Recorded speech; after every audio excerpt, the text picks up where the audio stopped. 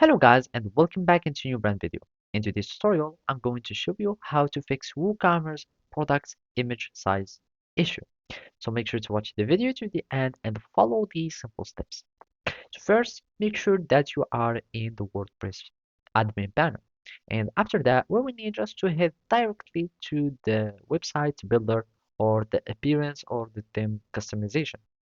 So to do so, you will need just to go to appearance, and from here we will find all the information or all the configuration that we can do on our appearance or the themes.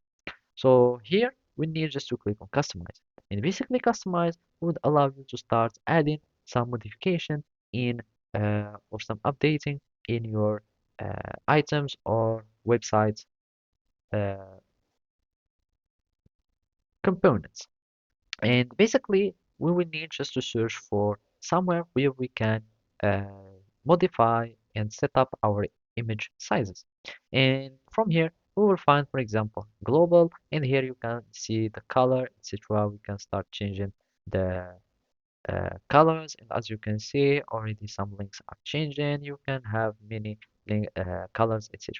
But what to search for the images, we need to go for something specific to our WooCommerce website. And basically here, we will need just to click on this WooCommerce. And after that, we can find the cards, single products, etc. And here we will find the product's image. So basically, the product's image would just modify on uh, these product images.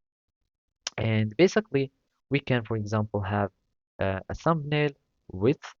So we can make it for 500 just to see the difference.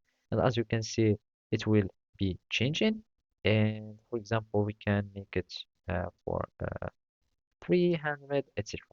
And basically here also you will need to make the uncropped, and here it won't be cropping the images. And as you can see, now the width is changing and we are having the thumbnails that are being customized. So you will need just to make it one by one so you can have just a square image, etc. So by doing this, you will be able to fix the issue of image sizes. So thank you for watching and see you next time.